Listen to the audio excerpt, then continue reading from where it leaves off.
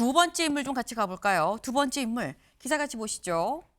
네, 장동혁 내년 지선서 전광훈 등 극우와 연대를 시사했다라는 겁니다. 경향신문의 기사입니다. 장동혁 국민의힘 대표 내년 지방선거에서 혹시 자유민주당, 우리공화당, 자유통일당 등등 다 연대합니까? 라고 질문했더니 이렇게 얘기를 했습니다. 직접 들어보시죠.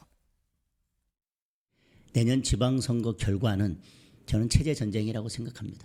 저는 그 깃발 아래 모일 수 있는 모든 우파들은 함께 모여서 이재명 정권이 가려고 하는 이 체제 전복 그리고 사회주의 체제로 가려고 하는 독재 체제로 가려고 하는 이것을 막기 위해서는 모두 다 함께 연대할 수 있어야 된다. 대장동 항소 포기를 덮기 위해서 오늘 황교안 전 총리를 긴급 체포하고 지금 압수수색을 하고 있습니다. 여러분, 전쟁입니다. 우리가 황교안입니다. 뭉쳐서 싸웁시다. 네, 사실 우리가 황교안입니다라는 구호 때문에 사실 또 논란이 야권 안에서도 좀 분분했었어요. 그런데 이게 지금 이 주말 동안 있었던 한 유튜브에 나와서 출연해서 이렇게 얘기를 해서 박민영 대변인님. 네. 지방선거에서 깃발 아래 모여 있는 모든 우파들은 다 모여야 된다. 자유민주당, 우리공화당 뭐 지금 다 함께 한다는 게 당의 방침인 겁니까? 뭐 사실 이 장동혁 대표가 지금 가지고 있는 지위가 되게 복합적이라고 저는 생각을 합니다. 저희가 네. 탄핵이라고 하는 사건을 일전에 겪었고 지금 3대 특검이 가동되고 있지 않습니까? 그래서 당의 여러 사람들이 사법적으로 고초를 겪고 있는 것이 사실이거든요. 네. 그리고 이 장동혁 대표의 당선 또 기반이 이른바 이제 강성층이라고도 평가를 받기도 하고 또 한편으로는 확장을 해야 한다라고 하는 주문도 있기 때문에 굉장히 양가적인 입장에 놓여 있는 것도 맞습니다. 그렇기 때문에 딜레마 상황에서 최근 일련의 사건들, 발언들이 이렇게 뭉쳐서 프레이밍 되기 좋은 상황이 됐다라고 저도 생각을 하거든요. 네. 근데 이제 어제 방송 같은 경우에는 저도 다 봤거든요. 이 경향신문에서 했던 얘기들도 있지만 네. 이 사회자가 조금 더 구체적인 방법론을 주문을 합니다. 그래서 뭐 특정 지역에 이제 특정 정당에 아예 배려를 하고 국민의힘은 공천을 하지 않는 방식까지 고려를 하느냐라고 물어보니까 네. 그건 아니다. 그러니까 포괄적인 연대 가능성을 이야기를 하는 것이고 구체적인 방법론을 아직 이야기할 단계가 아니다라고 이야기를 했거든요. 말 그대로 이 채널의 이 속성에 맞게 좀 사회자의 질문에 따라 포괄적인 답변을 한 겁니다. 이런 질문이 들어왔는데 연대하지 않겠습니다라고 하는 것도 엉뚱하잖아요. 그래서 그런 정도 취지로 이해하면 좋겠다라고 저는 말씀을 드리고 다만 이제 우리가 황교안입니다라고 하는 등의 발언들에 대해서는 이 당 전반적으로는 여러 의견들이 양립할 수가 있기 때문에 이런 부분들에 대해서는 앞으로는 좀 자중하는 것도 좋겠다라고 하는 정도의 말씀도 덧붙이겠습니다. 네. 사실 이게 그냥 포괄적으로 어떻게 보면 선언적인 약간 그런 거 아니겠느냐라는 취지의 말씀을 하셔서 김광선 변호사님.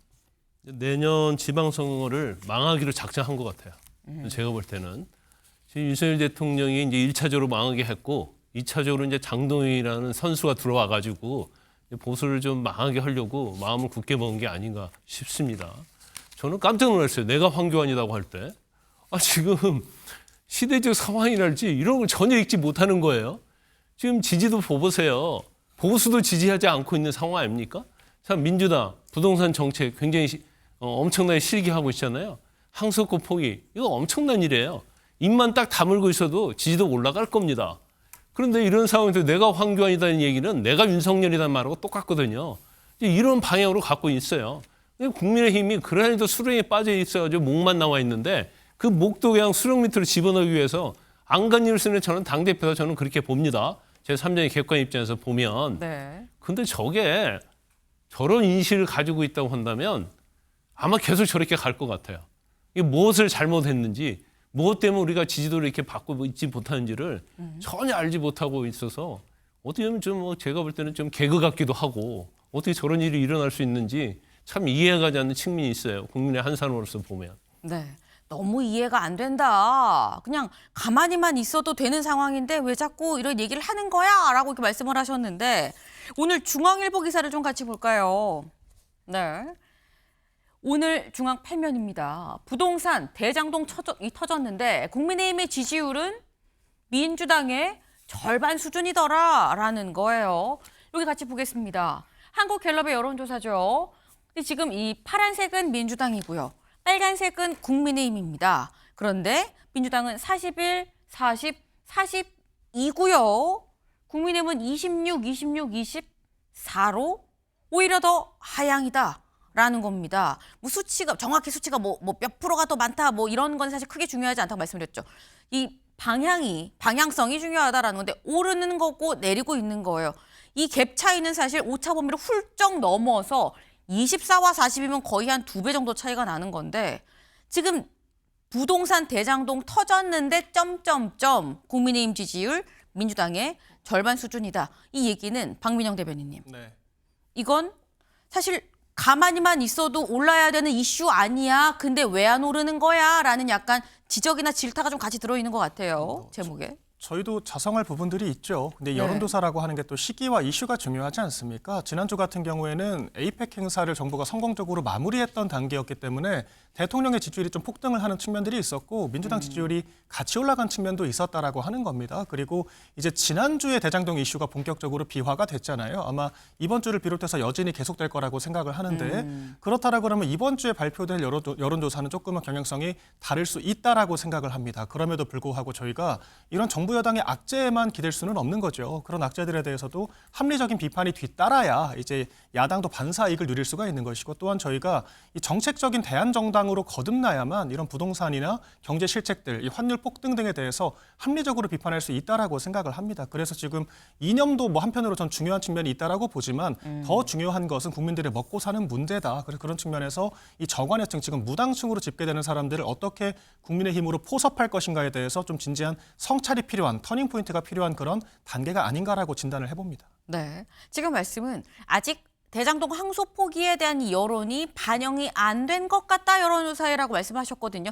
때문에 여기에 대한 반영이 이제 이번 주에 나올 여론조사에 좀 반영이 되지 않겠냐라고 말씀하셨는데 김상일 위원님 어떻게 보십니까? 글쎄요, 저는 뭐 다 반영이 돼서 갤럽 조사 같은 데 보면 한 4% 이렇게 대통령 지지율이 떨어지고 이런 현상이 있었거든요.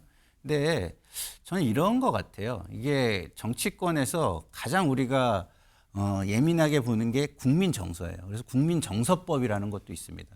그래서 지금 우리 여권에서 국민 정서법에 좀 약간 국민 정서를 건드리는 이런 어떤 폭탄들이 좀 떨어졌거든요. 네. 근데 국민의힘에는요, 그냥 폭탄이 아니라 게임 체인저가 떨어진 거예요. 핵폭탄이 떨어진 겁니다. 자, 지방선거에 플랜카드에 그냥 민주당은요, 우리가 황교안입니다. 이것만 해가지고 빨갛게 붙여놓으면 이길 것 같아요. 왜냐하면 국민 정서를 건드리는 거에서 지금 민주당의 악재가 폭탄 정도라면 우리가 황교안입니다는요, 핵폭탄이에요. 핵폭탄. 그런 의미에서 볼 때 이 이미지를 어떻게 제거할 것인가, 이게 국민의힘의 엄청난 당면과제다. 왜냐하면 국민의 이미지에 이게 시각화가 돼가지고 박혀버렸거든요, 이게. 그래서 이거 없애지 않으면 제가 볼 때는 지방선거 치르시기 좀 어려우실 것 같고, 지금 24%는요, 네. 무당층 27%보다도 낮은 수치입니다. 사실 이 부분 지금 말씀하신 것처럼 24%라고 한다면 무당층보다도 낮은 거 아니냐.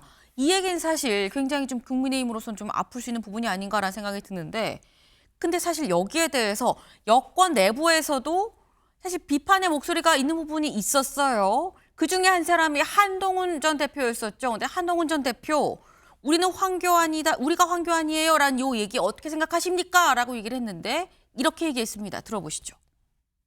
전 대표께서 우리는 황교안이 아니다 이렇게 말씀하셨어요. 어떤 의미입니까? 저는 이렇게 독재 길목을 해서 큰 싸움이 국민을 위해 중요한 싸움이 나왔었을 때 당내에 대한 비판은 가급적 자제하겠습니다. 다만 우리는 민심을 따라야 한다. 민심을 보고 국민 믿고 가야 한다라는 말씀으로 가름하겠습니다. 네, 좀 정정을 드립니다. 이 여권 내부가 아니라 야권 내부에서 이 국민의힘 내부에서도 약간 뭐 이런 비판이 있다라고 이 말씀을 드려야 되는 건데 지금 한동훈 전 대표가 사실 그동안 이런 얘기에 대해서 굉장히 비판을 했었죠. 그런데 이번에는 당내 비판을 좀 자제하겠다라고 얘기를 했어요. 이거는 박민영 대변인님 네. 어떻게 해석을 해야 되는 걸까요? 일단은 장동혁 대표의 발언에 대해서 비판의 소지가 저도 있었다라고 생각을 합니다. 네. 그럼에도 불구하고 그 의도 자체는 이렇게 3대 특검에 탄압당하는 야당의 포괄적인 연대를 이야기했다라고 하는 측면에서 저는 어느 정도 설명이 가능한 측면도 있었다라고 생각을 하거든요. 그런데 이것을 국민의힘 야권 내에서조차도 비판적인 시각을 견제하게 되면요, 그것이 훨씬 더 확대 재생산이 되고 증폭이 될 수가 있습니다. 그렇기 때문에 오히려 역설적으로 이 책임을 같이 분담을 한다라고 하는 측면이 될 수가 있거든요.